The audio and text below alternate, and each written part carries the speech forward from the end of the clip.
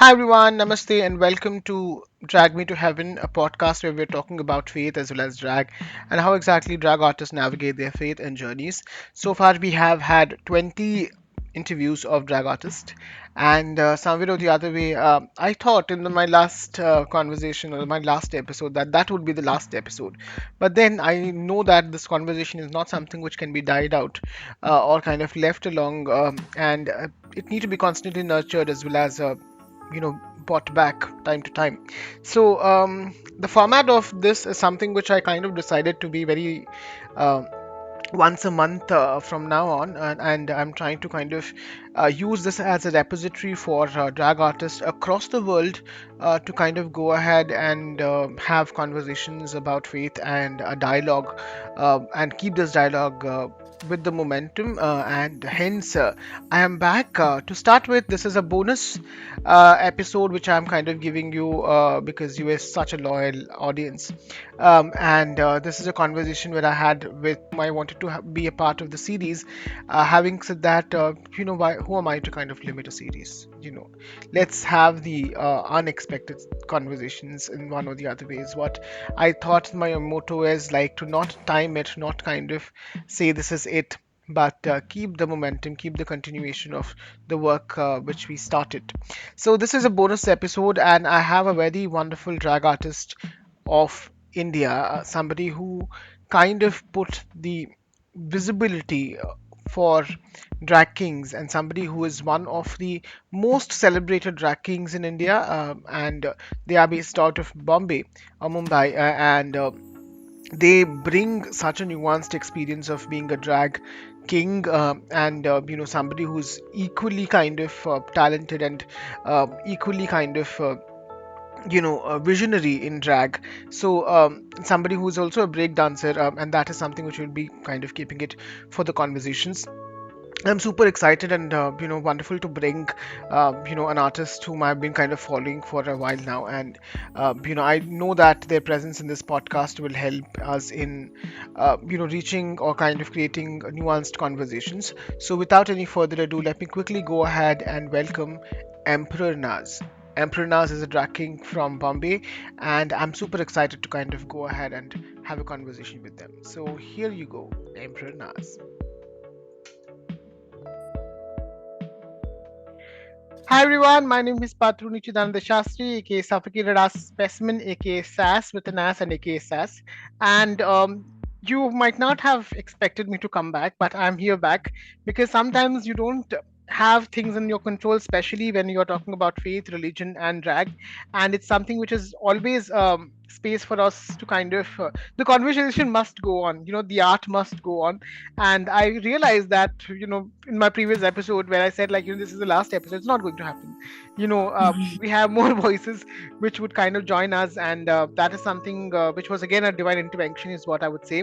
And today again, this is a bonus episode which I'm trying to give you as a part of Drag Me to Heaven, and I have a very wonderful artist with me. I have been following them. I'm obsessed with their work which they have done since the time they started drag, and one of the leaders of somebody who's a drag king from India, and somebody who's leading it and giving equal I would say a value to drag, or kind of fighting neck to neck with a lot of drag artists, somebody who can kind of level up the idea of performing as a drag king is something which people should kind of look and take notes from Naz. So without any further ado, I would quickly like to call Emperor Naz with us. Hi Emperor Naz, how are you doing? Hello, Saz. I'm doing great. I feel so great to be here. Thank you so much for having me here, and I'm thrilled. I'm thrilled, and I'm really happy to be here. Yay! Thank you so Yay! much. Firstly, I think we have been following as well as talking with each other for the past 3.5 years. I think we first Yes. Yes. connected with each other through online performance, which we were doing it at the time of COVID, and Correct. yeah, it was some international drag day or something which was organized by. It was organized by the Odisha Rainbow Collective. Yeah, yeah, Yes, I and connected you there. Yes. And from there the journey has started. Somewhere or the other way, I Yeah. wanted to kind of ask you, like, if you can help us with your with a little bit of introduction of you. Yes, definitely I know, but I want Mm, people who are listening for the very first time as well to kind of know and get to know about you. So can you please help mm, us with your drag name and the journey, how exactly it started? And while you are also answering this, can you also help us with some ideas about how did your mm. faith develop, or what is your belief system, faith and belief system, and how do you navigate that? Correct. So, I mean, that's such an interesting question. And after such a long time, I'm having this conversation. It's great. First of all, I would like to say that. Um, so, my drag name is Emperor Naaz. And my drag journey is like one of the things that I would like to tell the audience that I never planned drag, to be very honest. I never planned that drag will ever happen to me. It just came out of the blue, out of nowhere. And for me, just because I have this very curious and inquisitive mind and utter love for stage and performance, it just, I guess, these three things has led me to start the journey of my drag. I remember this journey actually started 2 years back in the month of June. No, in the month of May or June.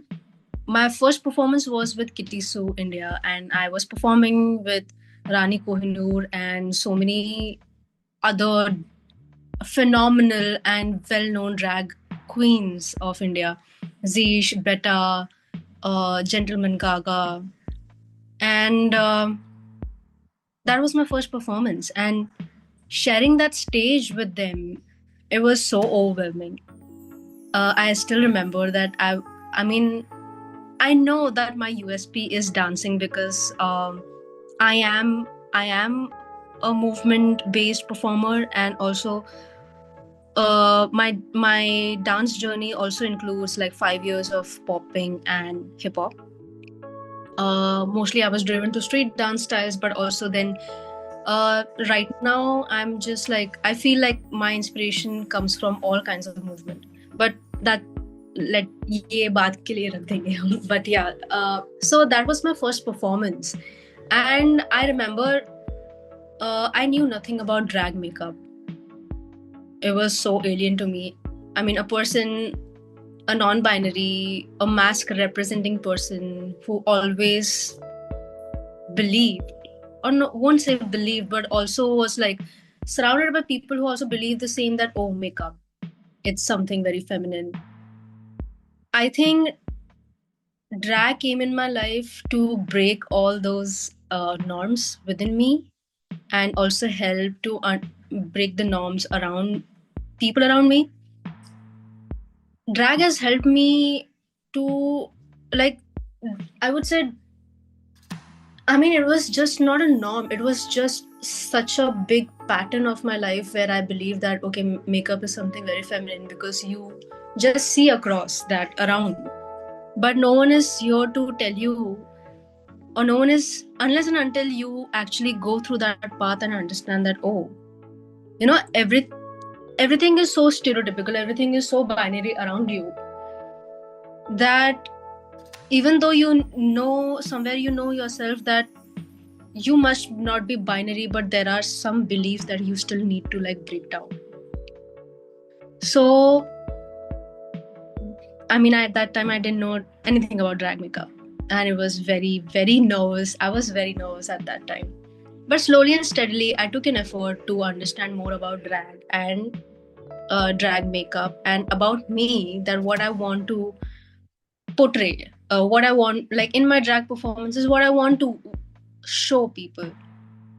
In all of the performances, one of the belief that I always have is that whenever people see my performance, they take something home with them. It's just not about like, oh, it was such a great amazing performance, this that, but I feel Emperor Naaz, emperor is for a reason. For me, emperor is someone who believes that they will leave a mark in people's heads, in people's minds. Emperors are for history. So I don't believe I mean, that is too much, I feel, right for me right now. But like, at least I believe that whenever people see my performance, they take something with them. When they go back home, when they go back to themselves again, and when they think about it. And if anywhere my performance has little bit changed their perspective, not even change, but like even like, advance their perspective, or maybe see the world a little bit differently, that would be like, I mean, that is my achievement. I feel that is the entire achievement, that I feel like, okay, I performed this, I have achieved this, that. So Emperor Naaz is for this reason. This is the very firm belief that I carry with my performances. Also, there are, of course, music wise, I am also, the second inspiration is music, for my life and also for my performance. Music genre mostly that I listen to: 90s, disco, Indian classical music, all kinds. I take inspiration from them, and I have also, the second thing is, I've always been a visionary. So whenever I listen to a particular music, so I am thinking about a story in my head. And of course, that is coming from some kind of an emotion that I'm feeling that at that time. But yes, I am forming a story. So that is also another influence, or another uh, aspect of my performances. Uh, and also, I mean, while I'm even in the performances, like as a child, I don't know, there was this utter love for stage, not because of the glamour, not because of the fame. That is very secondary, but the primary thing is that the primal thing that I feel in my being is, whenever I'm on the stage, I feel like I'm a channel and a medium, uh, where I can share uh, perspectives, emotions, feelings, whatever it should be, just a channel. So that feeling there on the stage, it's very spiritual to me. So that's the entire belief that is behind my performances and also my drag. The idea of being on stage and then kind of Hmm. creating, being a medium, that is the word which you have used. And Yeah. I think in my previous conversations as well, people have often told why drag artists are not somebody who's different from saints, because what they are trying to do is they're occupying space and they're trying to kind of magically challenge. It's an art form which is not taught. It's an art form which we pick Exactly. up. We create our own, Exactly. imagery, and we use Yes. that to transform the minds. It's a very Mhm. spiritual space to kind of, if you see it in the Correct. outlook of it. So you pointed Yes. that really wonderfully. Yeah. And lately, like, I mean, since I've been doing drag for since 2 to 3 years now, and right from the journey that I began, from starting my drag journey till now, I have grown as a person and as an artist and as a performer on the stage. Right now, as you mentioned, that the spirituality and the spiritual aspect of just being a drag artist, okay, yes, there is a play in there. I the performances that I used to align before, now I don't align it, because like I feel like, okay, what am I living? Am I performing, or am I living it up to Emperor Naaz? What Emperor Naaz would want right now? So Emperor Naaz has also evolved a lot since the time it has started the journey. I won't say evolved, but getting, I don't know how. It's not evolving. Basically, evolving is basically like you're becoming. Sorry, yeah, evolve. Yeah, evolving is basically is. I mean, becoming a better version. It's not basically a becoming a better version, but getting to know more Hmm. what Introspective, Emperor like, kind of going, introspective yeah, and inside. yeah. So, Hmm. yeah, it's very, very introspective, and it's also very that it's an inner dive. Hmm. Hmm. Hmm. So Yeah. that experience, yeah. I wanted to ask you, like, while when you started doing drag, Hmm. did you, like, because again, these are the conversations which we are having about faith. I wanted to bring the faith Hmm. angle to it. At any Hmm. point in time, were there any kind of conflicts with your faith which you are practicing with drag or queerness, and how did you navigate it? What was your way of navigating it through? How did you kind of found the balance between both? It's like this thing. I mean, like, my faith was challenged. Yes, my faith was challenged by many things. Um, it was many things in the sense. I think those challenges, like certain things challenging my faith, has also strengthened my my bond and my artistry, my drag artistry, basically. Those challenges were mostly like it was weirdly from my close people. I won't say close friends, but mostly from my ex partners. um, I mean, they have always told me that, like, challenges like, okay, like Emperor Naaz seems like a very example of a toxic masculine, and I was like, what? Toxic masculine? And those kind of challenges, and also challenges within that, as I believe in. Also, I have this tendency of, like, okay, I want the perfect performance. I want that the perfection in the performance has to be there. This both things has challenged me, and has challenged me in the sense to deep dive within and to understand how drag has helped me, and how drag is still helping me in, in my art and also in my creativity. I remember when my ex-partners has mentioned all these things.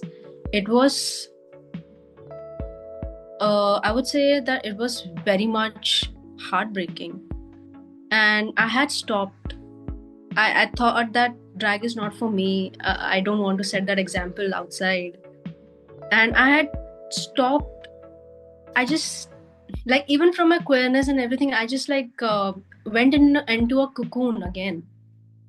And it was a very difficult journey for me, because at that time, like, you are struggling with, okay, are you presenting that kind of a example out there? Are you doing this? Is it aligning with your values or your principles? Is it aligning with your artistry?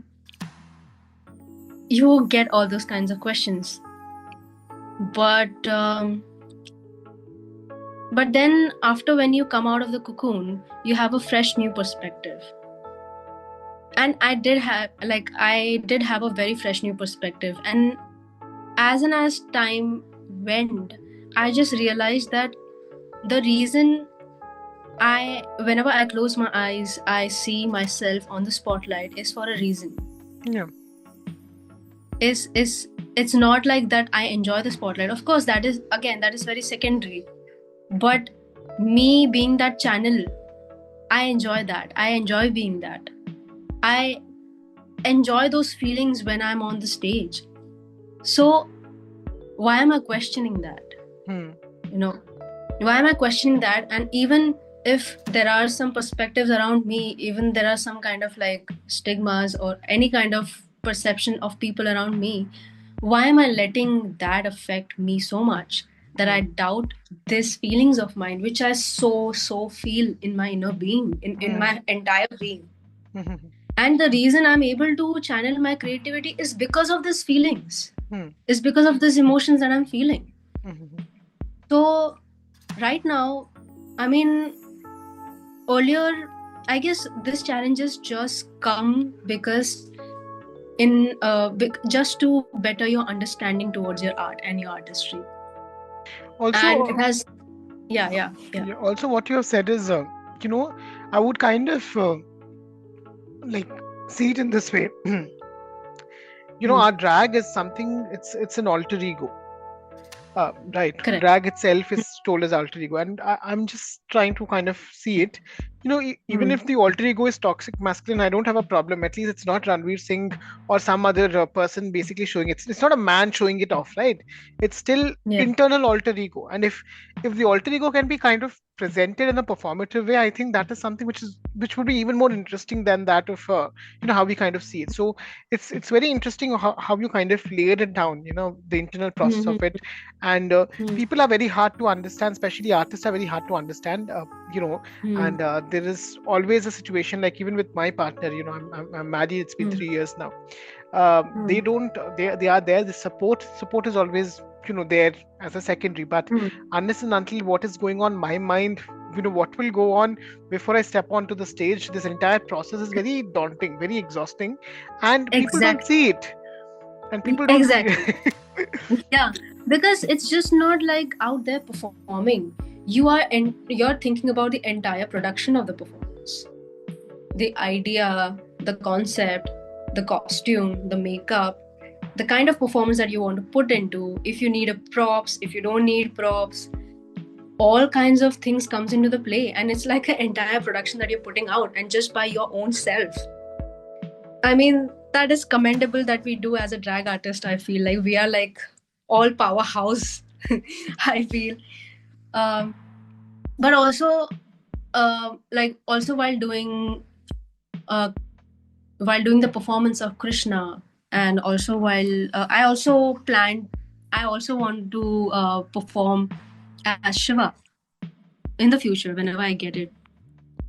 Uh, Again, I was told. I mean, there are people who did mention that okay, Krishna is problematic, or Shiva is problematic.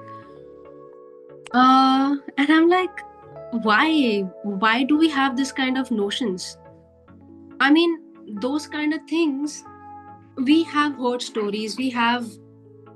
Uh, we have heard stories. We have read about it. We have heard somewhere about it. And okay, if you're forming your perception about it, it's fine. It's your perception. But again, we all individuals have that individual relationship with all aspects around us. It's not particularly religion, it's not particularly any figure, but anything around us. I have very I don't know, the reason I did Krishna, because I have a very some kind of a connection with Krishna, and it's very much spiritual, and it's very very much personal to me, and I want to bring out that aspect. I want to, in the future, I want to um do Shiva, because I connect with that aspect, like I connect with certain aspect with that figure. So at the end, we all are inspired, influenced by some or the other things, and as an artist, I'm just being a channel again.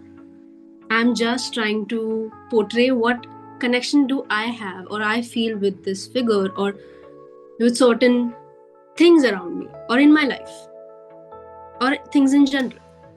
I'm just a channel. So I think, um, yeah, these notions actually limit us. These notions that we put around things limit us. Mhm. So yeah, I mean, limit us and also limit other people what they want to do. on the stage, or maybe what they want to do in their life in general. So I think you have explained, very wonderfully, like how you work with imageries, and somewhere or the other way, I want to kind of quote something which my father has said to me when I was a very young child. My father is a Hmm. Hindu priest. They basically Right. kind of go ahead and does all the processions of a temple. We have a Hmm. temple in our hometown, and what he does is, his rituals are a part of the temple. So I have been, and then that is one thing which he does, and he's also a communist. So there are two Hmm. different ideologies of things which happens when with my father in specific. Hmm. Now Hmm. what he told me something at a very young age is that there's this quote. It's like yad bhavam tad bhavati. How do you imagine is what makes the god or the supreme. So if you imagine a certain person or certain energy in a form of an energy, it's an energy. If you imagine certain Hmm. person as somebody like a man, they are a man. If they're a woman, they are a Hmm. woman. If they are trans, they are trans. So I think the Correct. entire faith is based on the idea of iconography as well as imagination. And I think one of your pictures, which kind of the first thing which I got attention was, you're wearing this wonderful blue glitter all over your body, and then you have Hmm. this huge headpiece which is replicating the entire the more funk of Krishna.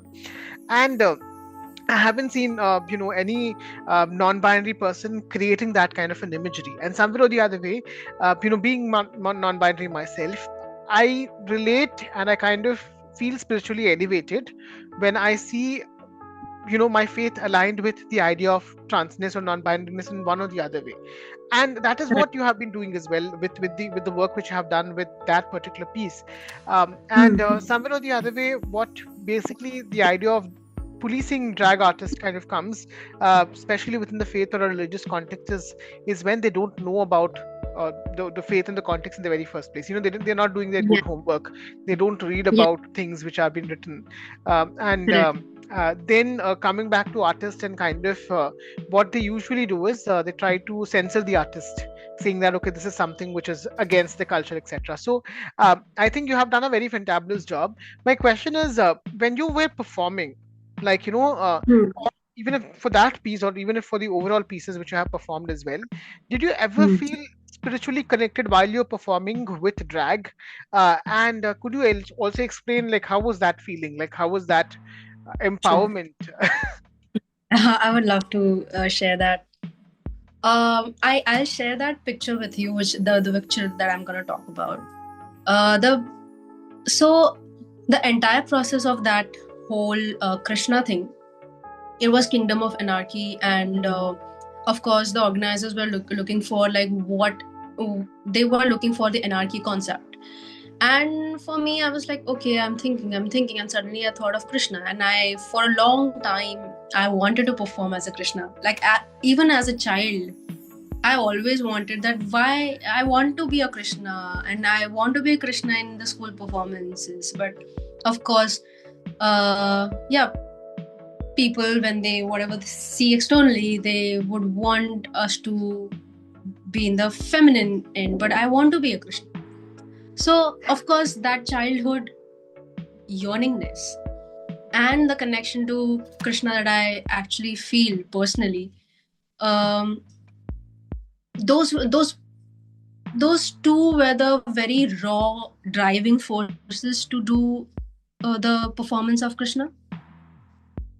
And anarchy bit was that, I mean,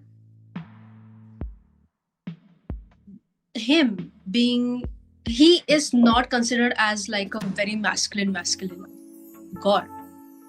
He's a very androgynous god. He's not considered, if we think about any masculine figures in the god, in the terms of god or goddesses or anything, he's not considered that masculine. And lately I got to know that Krishna was goddess Kali. So that, so he was one of the very androgynous, and he was androgynous also. I would say he's a symbol of love. He's a symbol of, whenever we think of love, we think of Krishna and Radha. He was a symbol of love and passion and compassion. So yes, I would. I mean, of course, the anarchy bit was there, but the driving forces that I talked about was that. And I remember when my name was announced that I'll be performing, and I was on the stage. I stood on the stage, and the entire thing was that if at that time Raslila, if it had happened, I want to recreate this again. I want each and individual to be to feel, loved, as if whenever they are looking at their whenever, if I'm a Krishna and if I'm able to channel that energy. So I want people to feel that whenever they look at my eyes when I'm performing, I want to feel that love. Of course, not that love, but like somewhere, like some little ounce. So I remember I was standing on the stage, and the song was Hai Rama Ye Kya Hua, that song. As the song started, and I stood and I was looking around, and I was looking at people. In that very moment, there was this stillness, which I still, it's unexplainable, but that stillness was everything for me. That stillness in that very moment, I feel that was the source of what happened on that performance during that time. Of course, I wanted a lot of elements around, but I guess that was not needed. That stillness was just enough for that performance. And I mean, whenever I think of that stillness, it's unexplainable. I can't explain that. I can't even describe that. It just, I felt it, and it was divine. Yeah.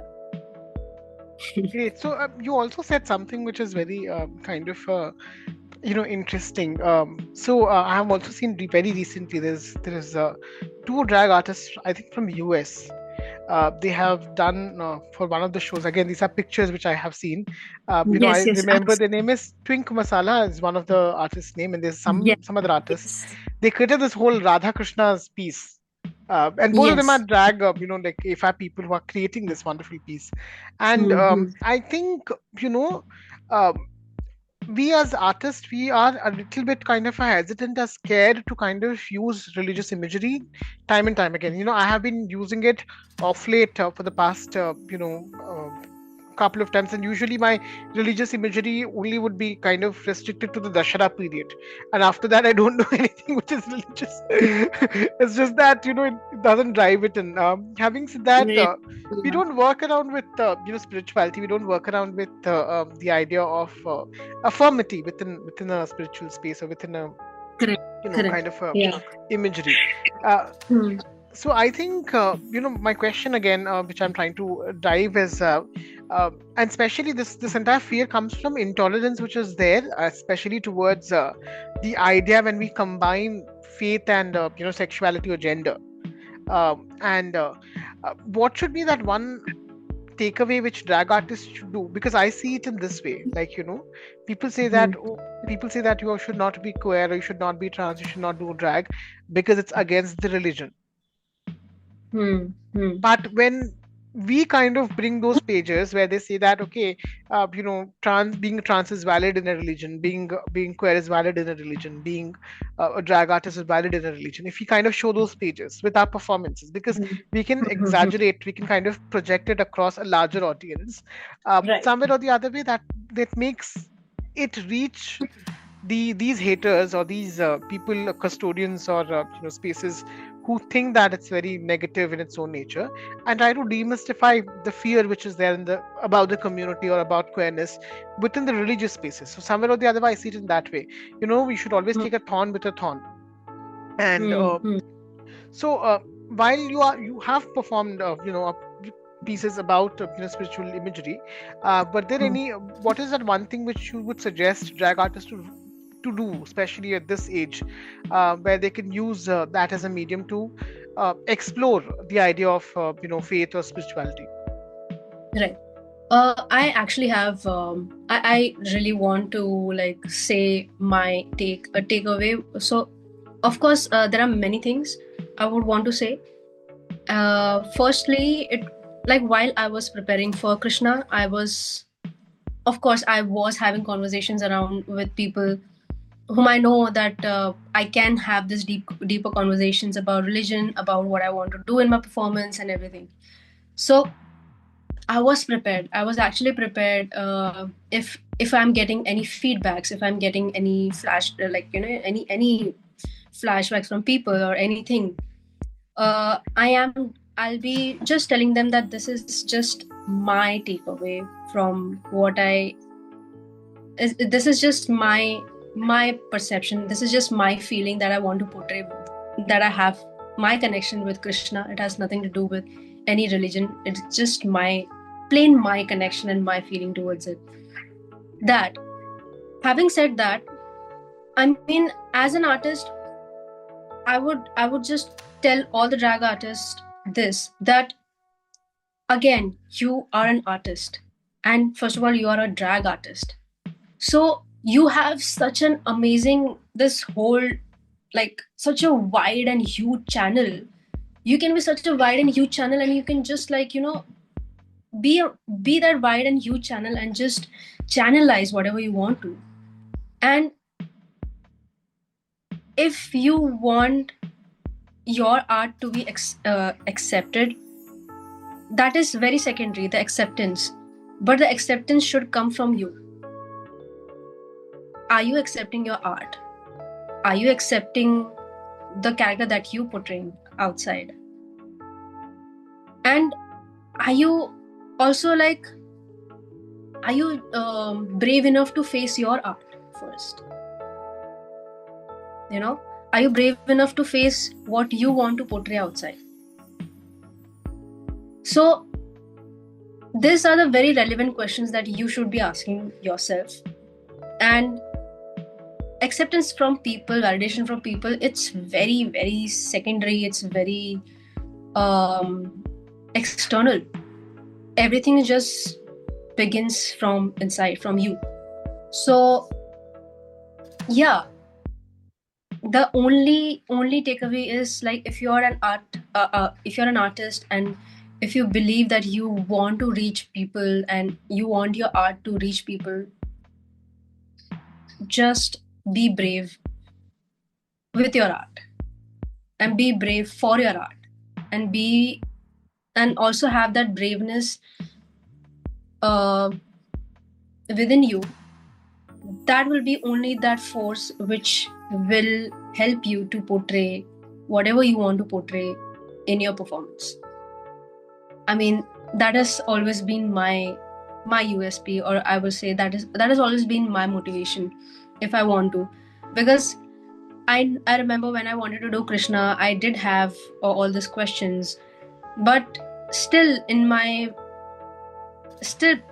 my heart, deep within my heart, I so wanted to do this. I was like, no, I want to do this. As a child, as a child, and I wanted to do this for such a long time. And now, if I can do this, why am I holding myself back? As a child, no one told me that, okay, I'm non-binary, okay, I'm trans-mask. But now I am this, then why I can't? So I'm living my reality, and I want to live my reality. That's the only thing. Yeah. Okay, thank you so much. I think you raised a very important point. Is like authenticity. Somewhere or the other way, as a drag artist, it's always like, do you like what you do? That's the question which we need to ask. And also something which I kind of realize off late is like, it's always important to kind of keep asking these questions, because we don't know when exactly we fall into a trap. And I was into that trap for a while, because somewhere or the other way I thought like, okay, chal raha hai, let's let it go, and all that kind of stuff. And there was a time when people basically came back and told to me that you are doing the same thing for the past 3 months. did you realize, Hmm. uh, you very, very innovative. That's my partner basically. So my partner was basically following me since a long time on Instagram. And Hmm. after that, I was just wearing a wig, doing some basic makeup and going performing and then kind of coming back. This is what's Hmm. happening. I was not very satisfied. I'm just doing it as a tick mark activity, like, okay, it's a performance, let me show up and then come back. My Hmm. partner was like, firstly, she was very angry because the entire room was filled with a lot of things, etc. And, it was not a very healthy Yeah. space. And then all of a sudden, she comes back and said, you know what you're doing? You're not doing what you were doing before. And, are you happy doing drag? That's what she asked. And I think that was a wake up moment because I realized, I trapped myself into a um, one idea of gender performance, and that was something which was very hard to break. Yeah. Yeah. Are So you there? Yeah. I'm there. I'm there. Yeah. So I think Yeah. that was a I would say space to kind of Yeah. recheck. So thank you so much for addressing that authenticity. Now, my question to you again: what is that one advice which you would like to give to younger, people who are kind of coming up and who are seeing you as one of the inspiration? What is that one thing which you would kind of give them as a message through this particular channel? And yeah, I would love to hear that. Yes. To the newbies or young bees or anyone who is trying drag for the first time and anything, uh, I would just say that just listen to your heart, follow your heart. Your heart knows all the things. It's just that we all need that courage to follow our heart, and it's sometimes it's very scary. It is very scary, but if you're living your authenticity, if you're living your reality, I mean, that is the most utmost. I would say that is the most. I won't even say achievement, but like you're living your best life.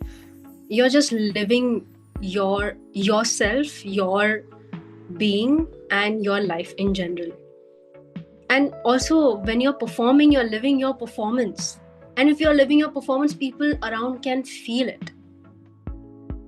So, uh, also, by this, I remembered my teacher had mentioned once that if you're living your real life, it will reflect in your performance.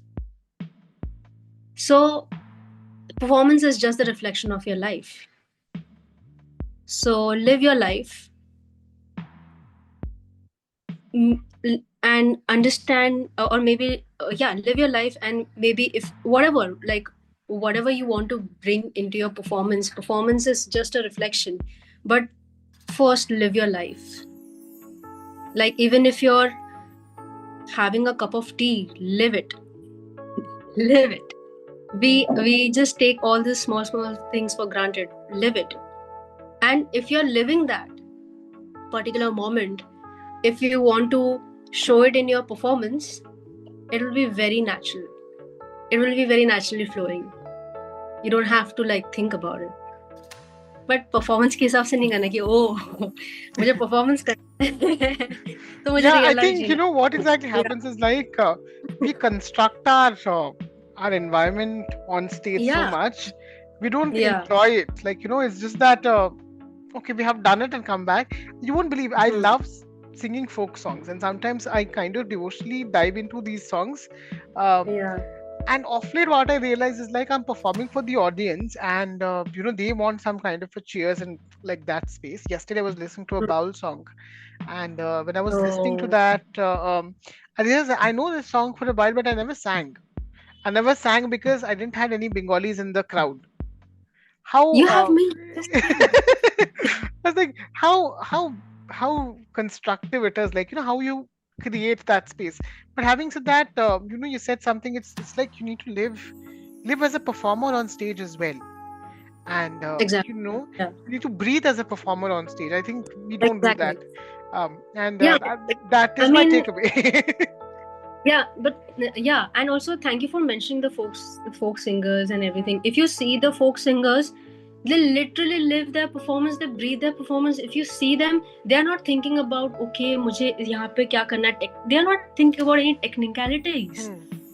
They're breathing the surroundings around them. They're feeling it, and they're just becoming that channel.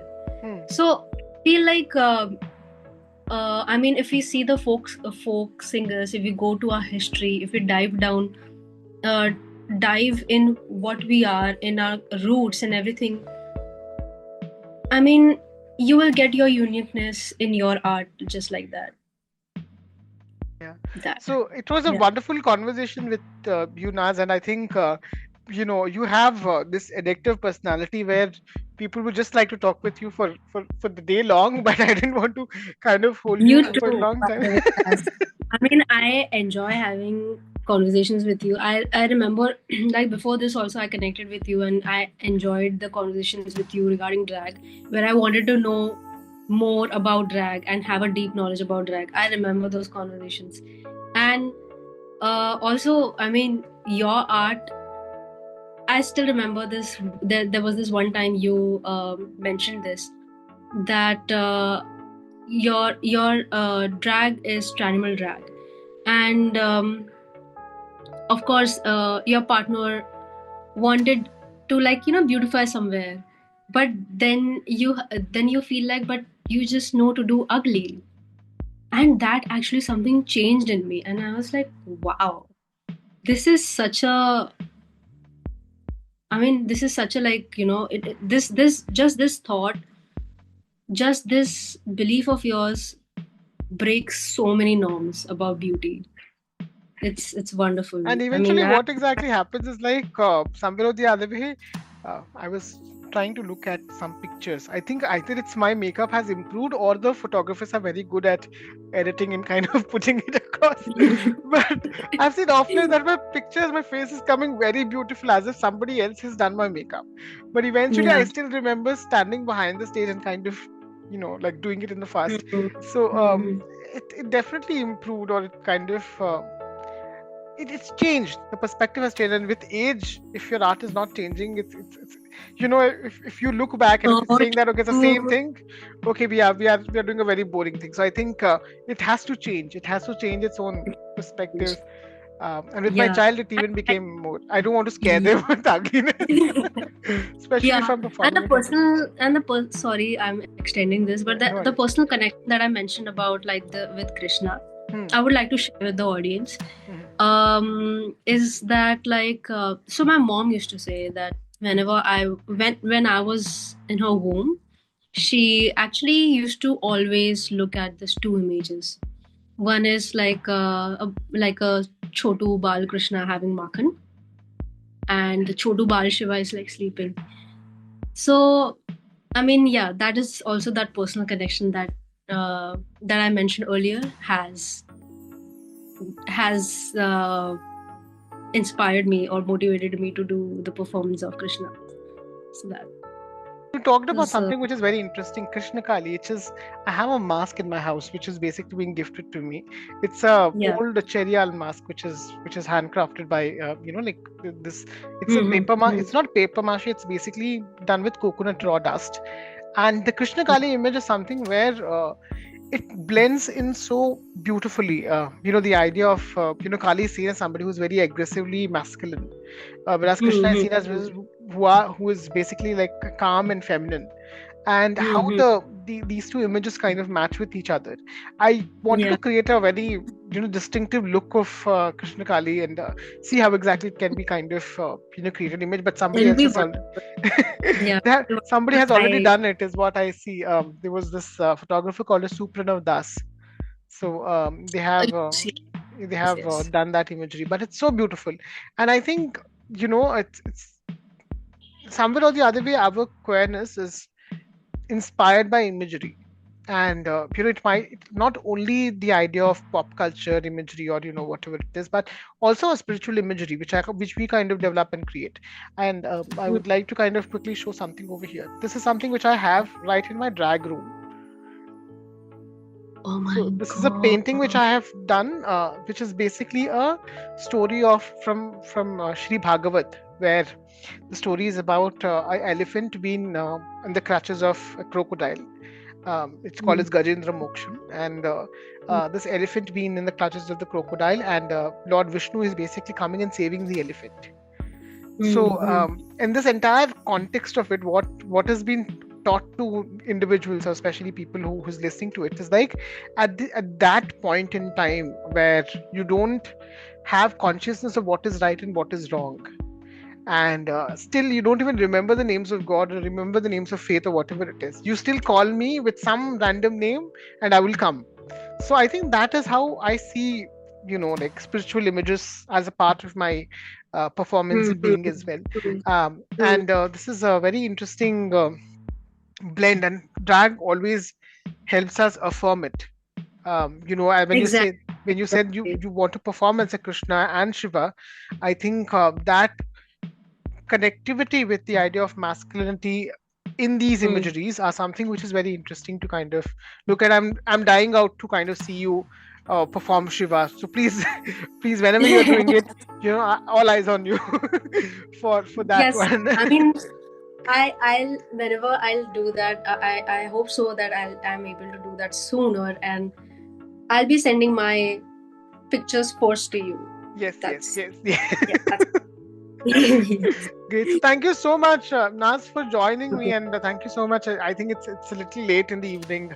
Thank you so much for being with me and agreeing for doing this.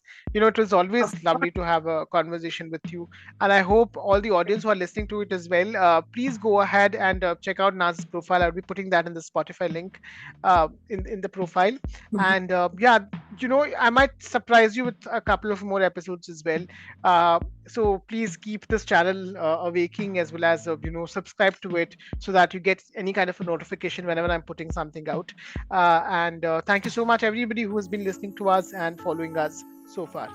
So that was a conversation with Emperor Naz. I hope you liked this conversation. Please so stay tuned to us. Keep this channel active while you are kind of coming and listening back. And I might be bringing a few more artists across to kind of speak and continue this conversation about Drag Me to Heaven. Thank you.